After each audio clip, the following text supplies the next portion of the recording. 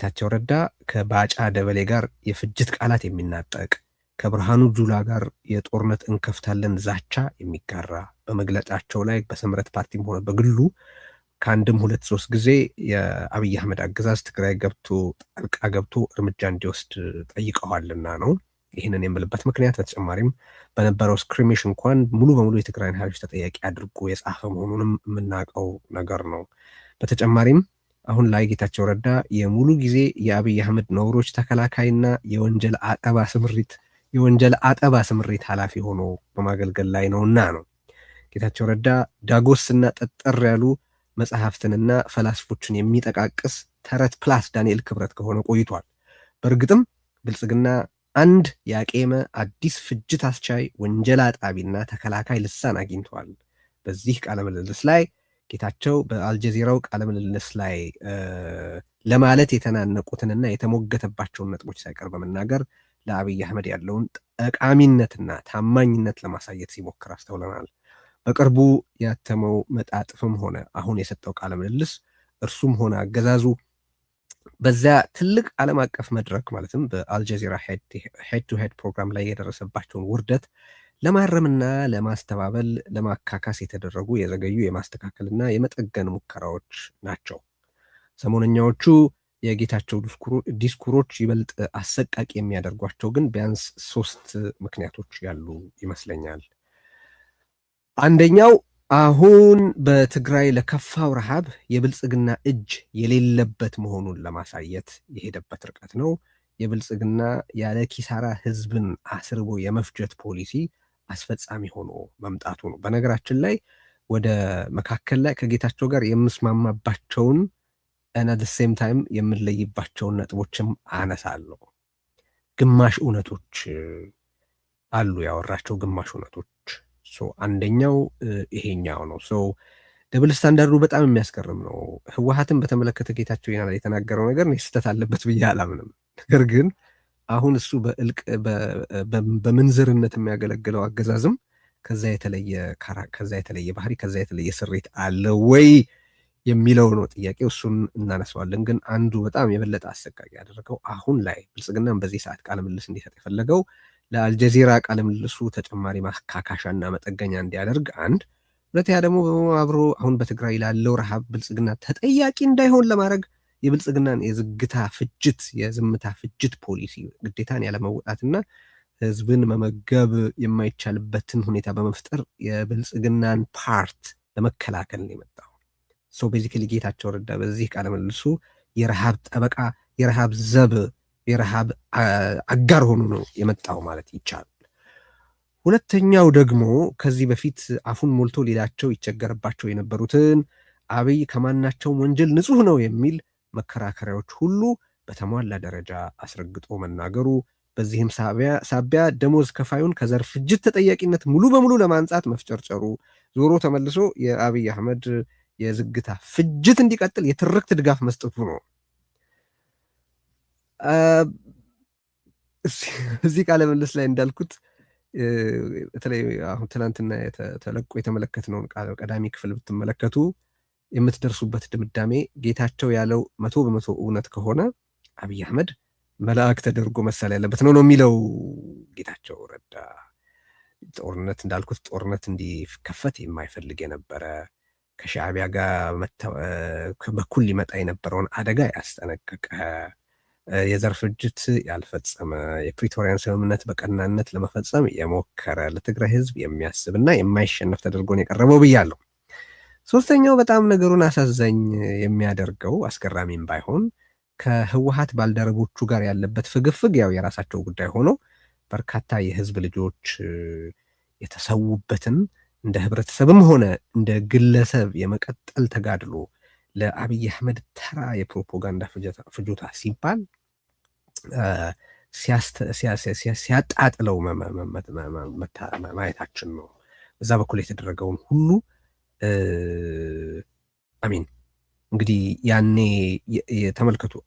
አብይ አህመድ ጄኖሳይድን ወደ አርት ፎርም ደረጃ ፐርፌክት አድርጎታል ሲል ያንን ተቀብለው ህይወታቸው ላይ በአብይ አህመድ አገዛዝና በአስተባባሪዎቹ በኩል የተፈጸመባቸውን ግፍ ለመቃወም ወጥተው ህይወታቸውን የሰጡትን ሰዎች አይ ትላንትና እኮ አሽቻችሁ ነበር፣ የዘር ፍጅትም ከአብይ አህመድ በኩል አልነበረባችሁም፣ የዘር ፍጅት የነበረው ከሻዕቢያ በኩል ብቻ ነው እና እዚህ አብይ አህመድ በኩል ያሉት ሰዎች ኦፍ ግሪድ የሆኑ ጥቂት ኦፊሰሮች የፈጸሙት ካልሆነ በስተቀር እነሱም በተወሰኑ እርምጃዎች ተወስዶባቸዋል።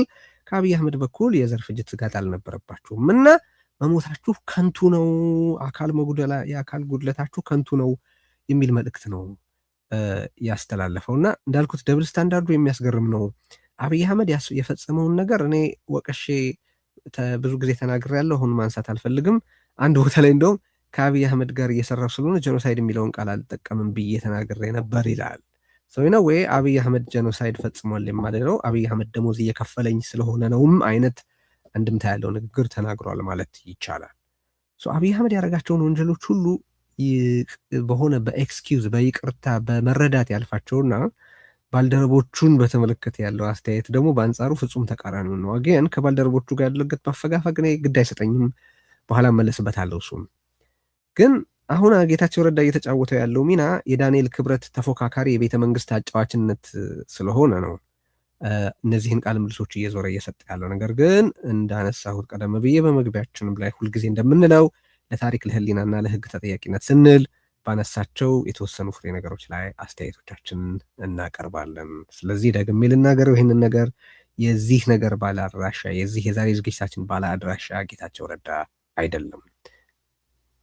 ፖለቲካሊ በህይወት ለሌለ ሰው ደብዳቤ አይጻፍም፣ መልእክት አይሰደድም ማለት ነው። ይሄንን ጀስት ቱ ሴት ሬኮርድ ስትሬት ነው የማነሳው ነገሩን። ጌታቸው አንዱ ያለው በጣም አስገራሚ ነገር ምንድን ነው?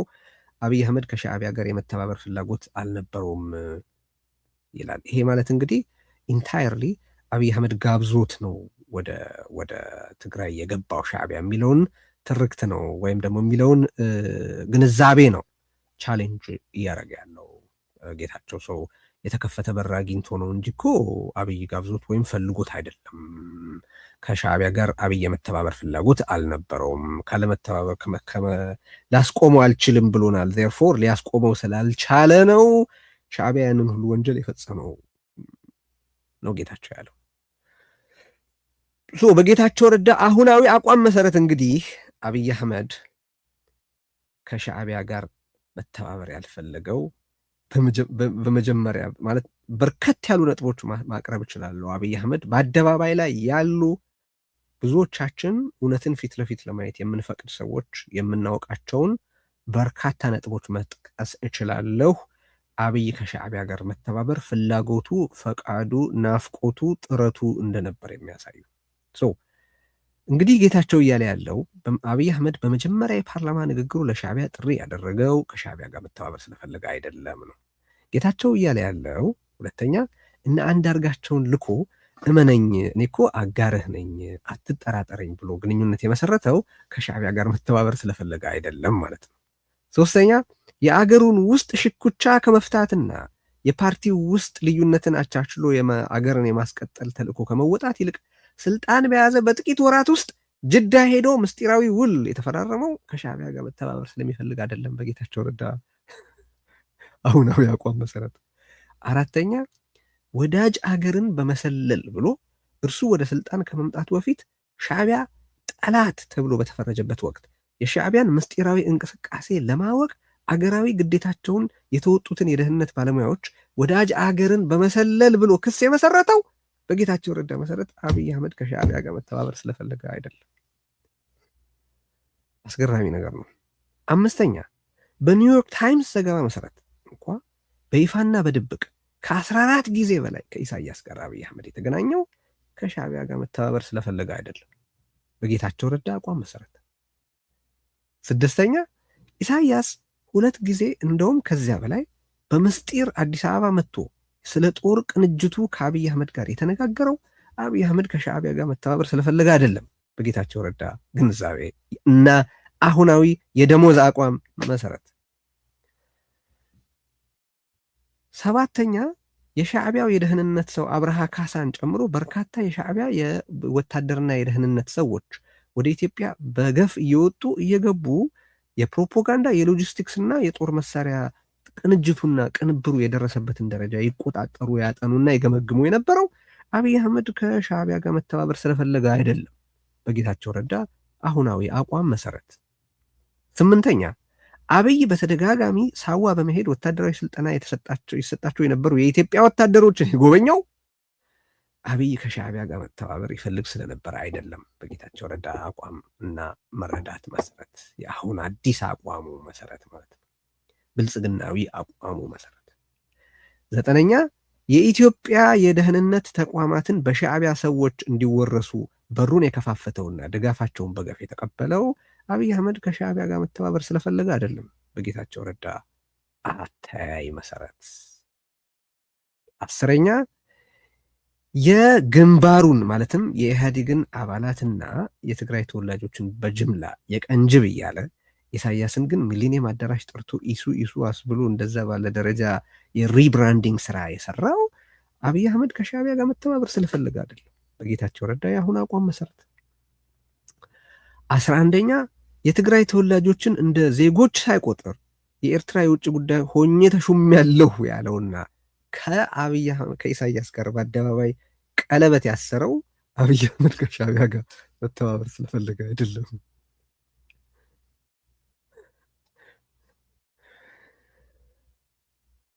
12ኛ የሻዕቢያ በትግራይ ፖለቲካዊ ህጽቦ እናካሄዳለን መግለጫን ያልተቃወመው በአገሬ ጉዳይ ጣልቃ መግባት የለብህም ያላለው፣ እንዲያውም ከሻዕቢያ ጋር መሰል ቃላት ሐረጋትና ትርክት እየተወራረሰ በማናቸውም በትግራዋይ ሁሉ ላይ የጥላቻ ፕሮፓጋንዳ ያካሄድ የነበረው አብይ አህመድ ከሻዕቢያ ጋር መተባበር ስለፈለገ አይደለም በጌታቸው ረዳ መረዳት መሰረት። 13ኛ የኢትዮጵያን አየር ኃይል እና ሌሎች ወታደራዊ ተቋማት ለኢሳያስ ያስጎበኘው አብይ አህመድ ከሻዕቢያ ጋር መተባበር ስለፈለገ አይደለም በአሁኑ የጌታቸው ረዳ አቋም መሰረት። 14ኛ ጦርነቱ ከተጀመረ በኋላ የኢትዮጵያን ህዝብንም ሆነ ዓለምን የሻዕቢያን ሰራዊት መግባትንም ሆነ በሻዕቢያ የተፈጸሙ ወንጀሎችን ሁሉ የካደው አብይ አህመድ ከሻዕቢያ ጋር መተባበር ስለፈለገ አይደለም በአሁኑ የጌታቸው ረዳ አቋም መሰረት። 15ኛ አሁን ጌታቸው በሻዕቢያ ብቻ እንደተፈጸመ የሚናገረው ወንጀልን የአብይ አህመድ አገዛዝና ተባባሪዎቹ ትግራይ ላይ ገብተው በሚፈጽሙበት ወቅት ለዚህ ተግባሩ ሻዕቢያን ደጋግሞ በአደባባይ በባለውለታነት ጥላ እንኳ በሚከዳበት ወቅት አብሮን የቆመ በማለት ያሞካሸው በአሁኑ ጌታቸው ረዳ መሰረት በሟቹ ጌታቸው ረዳ መሰረት አብይ አህመድ ሻዕቢያን መተባበር ስለፈለገ አይደለም።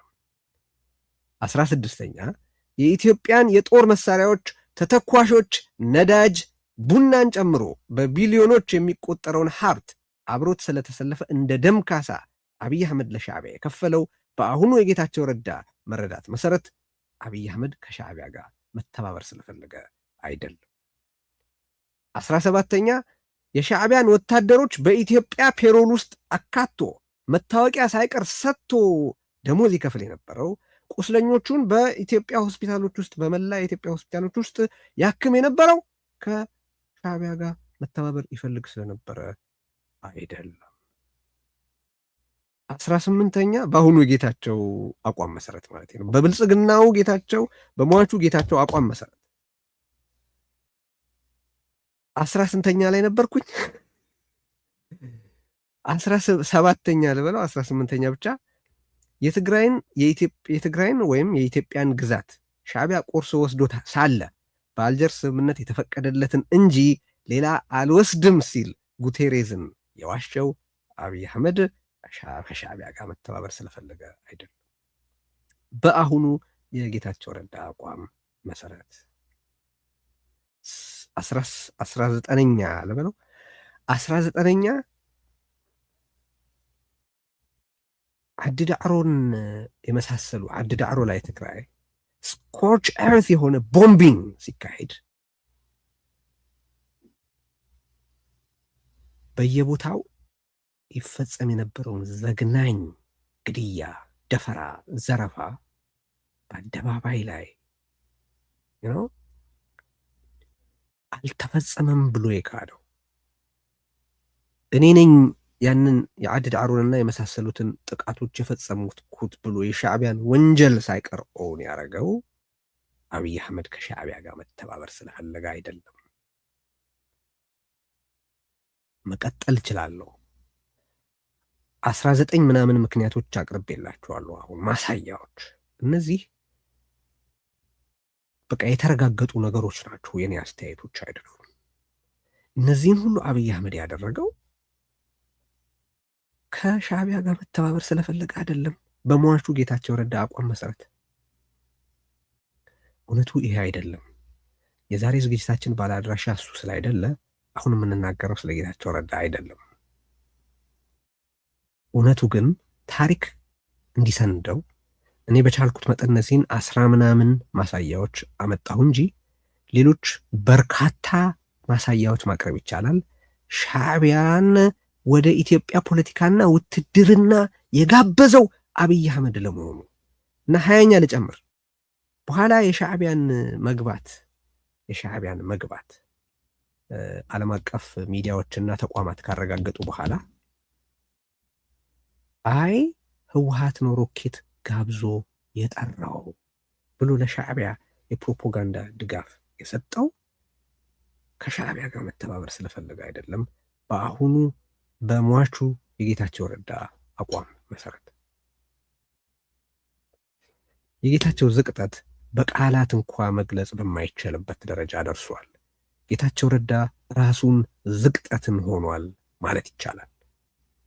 ግን እነዚህና ሌሎች በርካታ ነገሮች በኢትዮጵያ ታሪክ እጅግ አሳፋሪው፣ ጥቁሩ፣ ቆሻሻው ታሪክ የኢትዮጵያን ማዕከላዊ ስልጣን የያዘ አካል ኢትዮጵያን በቅኝ ገዥነትና በጠላትነት የፈረጀና ለዘመናት ከኢትዮጵያ ለመነጠል ተፋልሞ የራሴን አገር መስርቻለሁ ያለ ጄኖሳይደል የሆነን ቡድን ጄኖሳይድ ፈጽምልኝ፣ ዜጎቼን ድፈርልኝ፣ ትምህርት ቤቶች፣ የጤና ተቋማትን አውድምልኝ ብሎ የጋበዘ አብይ አህመድ አሁን የጌታቸው አለቃ ነው።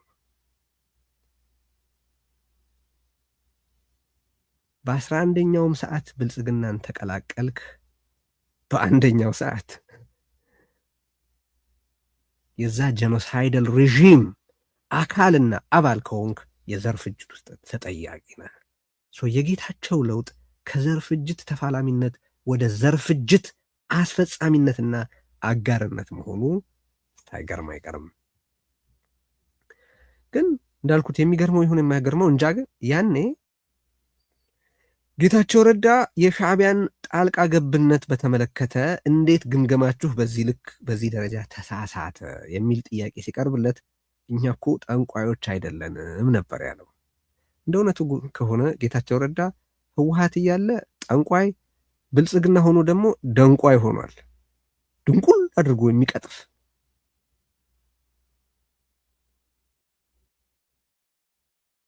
አንዱ ክሌም እዚህ ላይ ዲባንክ ያደረግ ነው አብይ አህመድ ከሻዕቢያ ጋር የመተባበር ፍላጎት አልነበረውም የሚለውን እልም ያለ ቅጥፈት፣ ወራዳ ቅጥፈት ነው። በነገራችን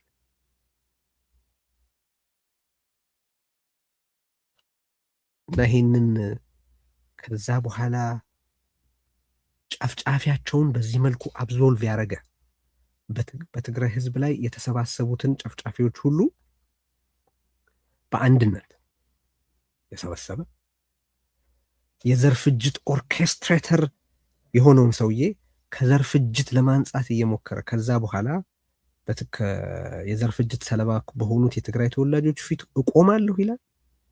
ነገ አስተዳድራቸዋለሁ፣ በፖለቲካ ውስጥ እንቅስቃሴ ያደርጋለሁ ብሎ አፉን ሞልቶ ሊያወራ ይችላል። ይሄ ከተስፋ መቁረጥ ወይ ከንቀት የሚወለድ ነው። ለመናቅ የሚሆን ምንም መሰረታዊ ምክንያት የለውም። ተስፋ መቁረጥ ነው። ኦብቪየስሊ ተስፋ መቁረጥ ደግሞ ይዞ ሟችነት ነው ቤዚክሊ የተያያዘው ጌታቸው። ይህንን በዚህ እንዝጋው። ይሄ የሻዕቢያን ጉዳይ በተመለከተ ያለውን በዚህ እንዝጋው ነው። አብይ አህመድና አገዛዙ ሁለተኛው ክሌሙ የጌታቸው ክሌም አብይ አህመድና አገዛዙ የዘር ፍጅት አልፈጸሙም፣ የዘር ፍጅት ተፈጽሟል ያልነውም በሞቅታ ነው ብሏል። ኦፍ ግሪድ ኦፊሰርስ ናቸው የፈጸሙት የሚል አንድምታ ያለው ነገር ተናግሯል። ማለት ያው ጠላት ሲመጣ እኮ አትመርቀውም እና ጠላትን ስለማትመርቀው ያው በተገኘው ሁሉ ነው እንጂ የምትጠራው። አሁን ሳስበው ወደኋላ ሳየው እነዛ ቃላትን ማለት በትግራይ ላይ በአብይ አህመድ አገዛዝ ጄኖሳይድ ተፈጽሟል ማለቴ ስህተት ነው ብለዋል። ሻዕቢያ እንዳይገባ አንዋጋ ሻዕቢያ መጥቶ ኤክስፕሎይት እንዳያረገን ብለዋል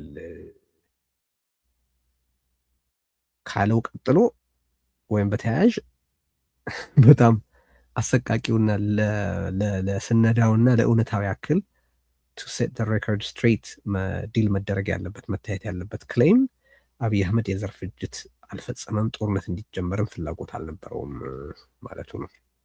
እና እዛ ላይ ያው በዚህ ቃለ ምልልስ ጌታቸው ረዳን የሚጠይቀው ብሩክ ከበደ ነው። ብሩክ ከበደ ከቢሮክራሲ ዙሪያ የማይጠፋ ጅብ ነው።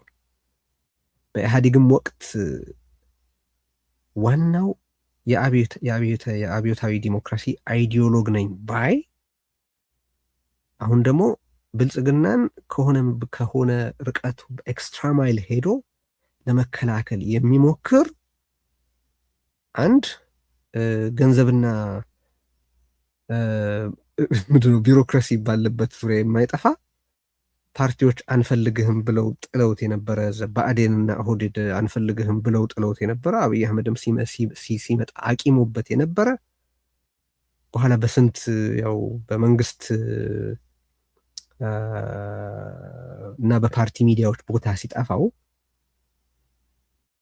ወደ ባለሀብቶች ሰብሰብ ገንዘብ አሰባስቦ ወደ አቋቋሙት ሚዲያ የተሰደደ አሁንም ለአብይ አህመድ ማመልከቻ እያቀረበ ያለ አስገምጠኝ ከፓዩ ላይ አስገምጠኝ የሚል ጅብ ነው። በቃ ሊትራሊ እንደዛ ነው። እና ያንም የሚገርማችሁ በኋላ መለስበታለሁ እሳትና ጭድ የሚለውን ንግግር ጌታቸው በሚናገርበት ወቅት ከብሩክ ከበደ ጋር ነበር።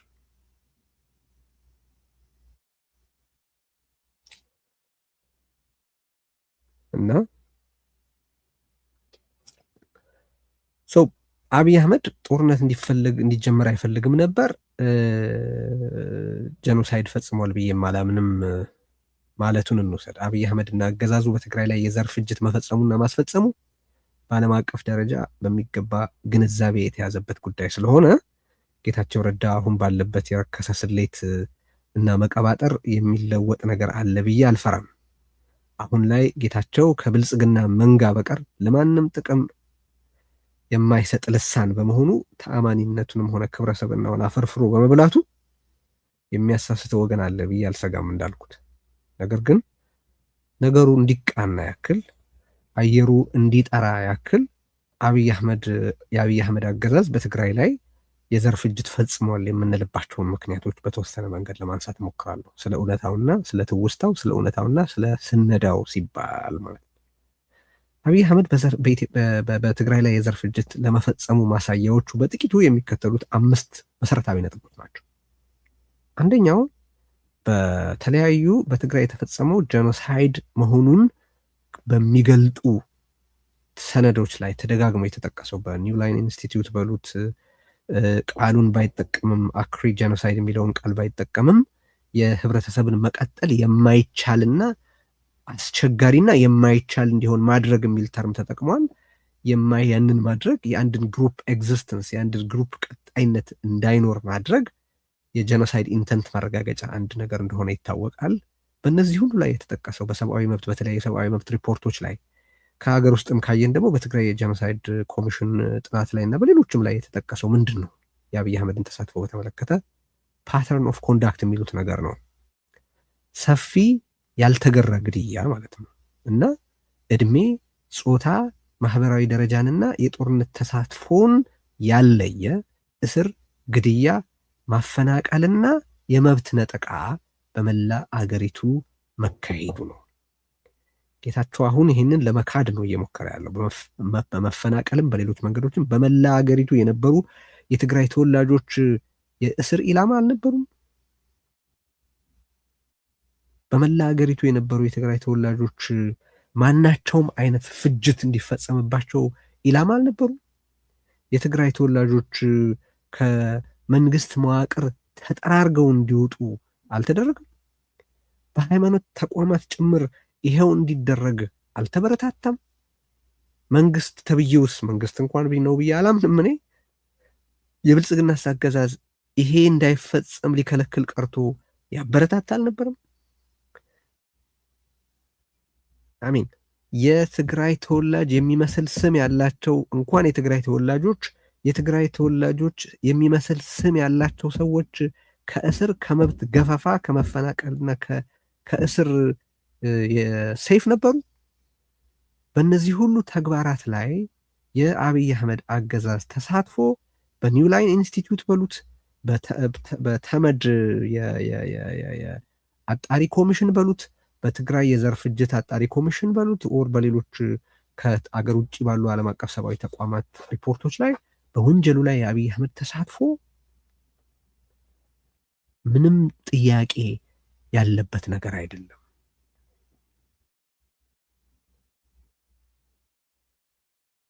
ይሄ የተመድ ሰነድ ጌታቸው እንደሚለው ኦፍ ግሪድ ኦፊሰሮች የፈጸሙት ነው አይደለም የሚለው የኤርትራን እና የብልጽግናን እንዲሁም የአማራን ኃይሎች በወር ክራይም ነው። የኤርትራንና የብልጽግናን ኃይሎች በክራይም አጌንስት ሂውማኒቲ እና በወር ክራይም ይከሳል።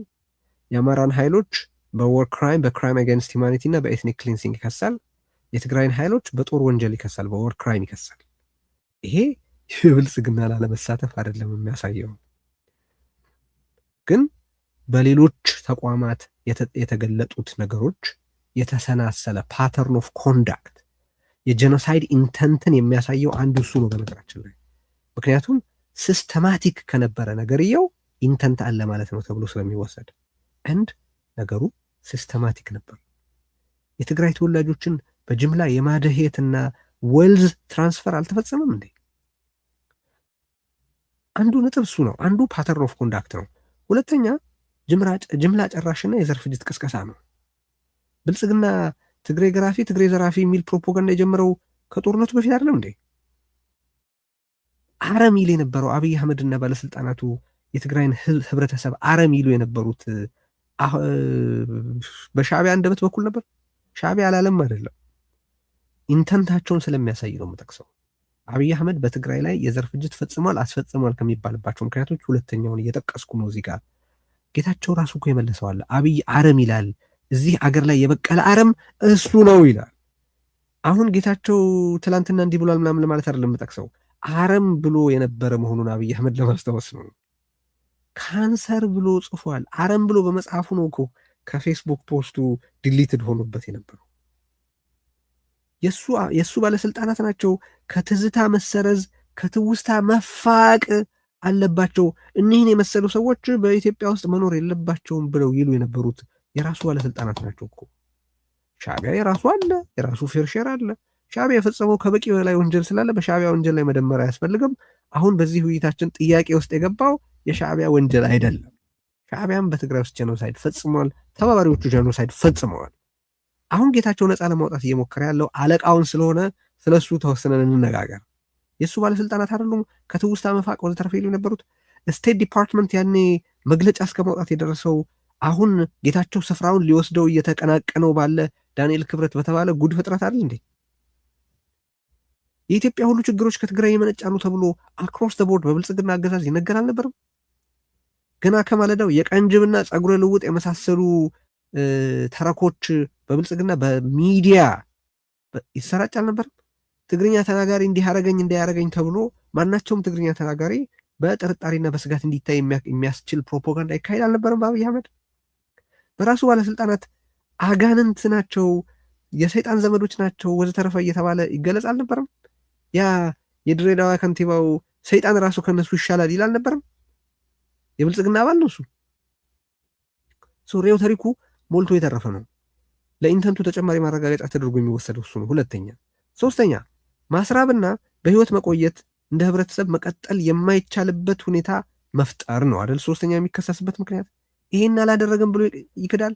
በጣም የሚገርማችሁ ህወሓት መለስበታለሁ እሱን ህወሓት የእርዳታ መኪና መለሰ፣ ህዝብ ለማስራብ ፈልጎ ነው ይሄንን ያደረገው ይላል። ያንን በዋነኝነት ህወሓት እንደዛ እንደሚያደርግን አልጠራጠርም። ነገር ግን ያንን የማስራብ ፖሊሲ በዋነኝነት አርክቴክቱ አሁን የጌታቸው አለቃ ሆኖ የትናንትና የአብይ አህመድን የትግራይን ህዝብ አስርቦ የመፍጀት ወንጀል ይቅርታ ብሎ ኤክስኪውዝ ፈጥሮ እዚህ ጋር ያለውን ግን ለመጥቀስ ያለው ድፍረት በጣም አሳፋሪ ነው። መድኃኒት፣ ክትባት፣ ምግብና ሌሎች ለሰው ልጅ በህይወት መቆየት ለህብረተሰብ እንደ ህብረተሰብ መቀጠል አስፈላጊ የሆኑ ሸቀጦችን እንዳይገቡ መከልከል አብይ አህመድ ፖሊሲው አልነበረም? በጦርነቱ መካከል የወጣ ሪፖርት ነበረ። ምንድን ነው የኦቻ የተባበሩት መንግስታት የሰብአዊ ግልጋሎቶች ማስተባበሪያ ቢሮ ያወጣው በደረጃ ነው ያስቀመጠው። ስንት ጊዜ ያኔ ጦርነቱ ስንት ጊዜ ሆኗል? 9 ወር ገደማ ሆኖት በነበረ ጊዜ የወጣ ሪፖርት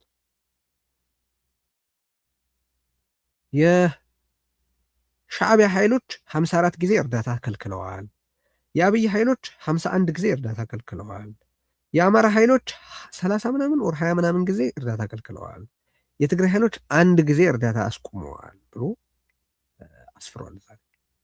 ይሄ የአብይ አህመድ የማስራብ ፖሊሲ አካል አልነበረም?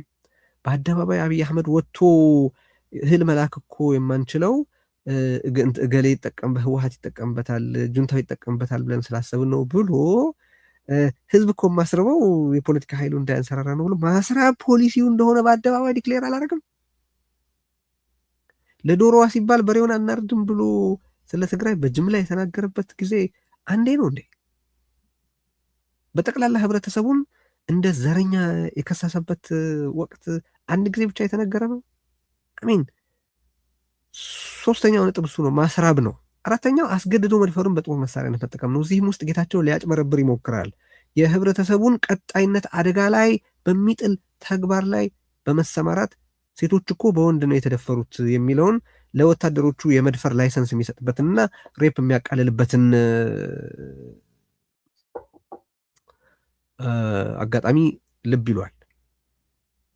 ከሁሉ በላይ ግን ብልጽግና የሚጠየቀው ራሱ ለፈጸመው ብቻ ሳይሆን በዛ የዘር ፍጅት ኃይላት በሁሉም ለተፈጸሙት ወንጀሎች ሁሉ ነው። ምክንያቱም ያን እንዳይሆን የማድረግ ያንን የመከላከል ግዴታ ነበረበትና። አሁን እዚህ ላይ የሚነሳው ክርክር ምንድን ነው? ውጊያ ላይ ከነበረ እንዴት አድርጎ ሊከላከል ይችላል ወዘተረፈ የሚል ነው። ራሱ አብይ አህመድ ብሎታል። ሻዕቢያ ያንን ሁሉ ወንጀል የፈጸመው ብልጽግና አጠገቡ እያለ ነው። ሳይድ ባይ ሳይድ እየተዋጉ በነበረበት ጊዜ ነው። ሁለቱ በያዟቸው ከተሞች ውስጥ ነው ሻዕቢያ ያንን ሁሉ ውድመት የፈጸመው። ብቻውን ብቻ አልነበረም፣ አብረው እኮ ነው የገቡት። ሲጀምር ራሱ አብይ አህመድ ወደ ኤርትራ ተሰደድን፣ አልብሰው አብልተው አስታጥቀው ላኩን ብሏል። ስለዚህ ሻዕቢያን ሁሉ ወንጀል በሚፈጽምበት ወቅት የብልጽግና ሰራዊት እዛው ነበር። ያ በሲቪሊያን ላይ የሚፈጸም ጥቃት እንዳይፈጸም የማድረግ ኃላፊነቱን አልተወጣም። በመንግስት ደረጃ የእነዚህ መሰል ተግባራት እንዳይፈጸሙ የማድረግ ኃላፊነቱን ስላልተወጣ ሌሎቹ በፈጸሙት ሲጠየቁ፣ ብልጽግና በፈጸመውና ባስፈጸመው ሲፈጸምም ባልተከላከለው ሁሉ ይጠየቃል። ስለዚህ በትግራይ ለተፈጸመው ጄኖሳይድማ ቺፍ ኦርኬስትሬተሩ አርክቴክቱ አብይ አህመድ የተባለ አውሬ ነው። አሁን ጌታቸውም ያው የዛ አውሬ ምንዝር ሆኖ ነው የምንመለከተው። ናው የቁጥር ቅቀላ ያካሄዳሉ። አዲስ አበባ ከከተሙ ወዲህ ጻድቃንና ጌታቸው የደብረ ጽዮን ህወሓት ከሻዕቢያ ጋር የገባበትን ያልተቀደሰ ያልተሰላና ያልተመዛዘነ ጥምረት ለመኮንን ሲፈልጉ የሚጠቅሷት ቁጥር አለች። ደብል ስታንዳርዳቸው በጣም የሚያስገርም ነው። በነገራችን ላይ በተካሄዱ ጥናቶች አንደኛ በትግራይ በተፈጸመው ወንጀል ውስጥ 76% የፈጸመው ሻዕቢያ ነው ምናምን ይላሉ። ጥናት እየመረጡ ነው የሚጠቅሱት። ሌሎች ጥናቶች የኢትዮጵያን የብልጽግናን የመከላከያውን ተሳትፎ በጣም ከፍተኛ አድርገው የሚያሳዩ ጥናቶች አሉ። እነሱ ላይ ጠቅሷቸውም። አሁን ጌታቸው የሚፈጸመው ደብል ስታንዳርድ ምንድን ነው? ሻዕቢያ ጄኖሳይድ ስለፈጸመ ከሻዕቢያ ጋር መተባበር ነውር ከሆነ ብልጽግና ጄኖሳይድ ስለፈጸመ ከብልጽግና ጋር መተባበር ስለምን ነውር አይሆንም? ማስራብ ነውር ከሆነ ነውም አብይ አህመድ ሲፈጽመው ይቅርታ የሚደረግለት፣ ሌላው ሲያደርገው ደግሞ ይቅርታ የማይደረግለት ሆኖ የሚቀርብበት ምክንያት ምንድን ነው? ከጥቅማ ጥቅም ከሆድ ውጭ ሌላ ምን ምክንያት ሊቀርብለት ይችላል? አብይ አህመድን የመሰለ የዘር ፍጅቱ ቀለበት የነበረ ሰውዬ የሀገር ውስጥ ብቻ ሳይሆን የውጭ ጨፍጫፊዎች ሳይቀር መጥተው በትግራይ ህዝብ ላይ ለደረሰው ውድመት የበኩላቸውን እንዲያደርጉ አስተሳሳሪ የነበረውን ቀለበት እሱ እኮ እንዲህ ስለሆነ ነው ካልክ ፋኖ እንዲያረፍ አሚን አብይ አህመድን ማነው ፋኖን ከሳ አብይ አህመድን ይቅር የምትልበት ምን አይነት ስታንዳርድ ነው? ሁሉም በየፈጸመው መጠየቅ አለበት ማለት ነው ትክክል እንጂ አብይ አህመድን አርክቴክቱን ቺፍ ኦርኬስትሬተሩን ይቅርታ ማለት ኤክስኪውዝ ሰጥተህ ምንም አይደል እኮ እሱ እኮ ያደረገው እንዲህ ነው ብለህ አሰማሪውን ኤክስኪውዝ አድርገህ የተሰማራውን በዛ ኮአሊሽን ውስጥ የበኩሌን ውድመት ልፈጽም ብሎ የመጣውን እንደገና በዋና ተጠያቂነት ስታስቀምጥ በጣም አሳፋሪ ነገር አለው። አሁንም የዚህ ነገር ባለአድራሻ ጌታቸው አይደለም። ደጋግሜ ብያለሁ። ይሄ ታሳቢ መደረግ አለበት።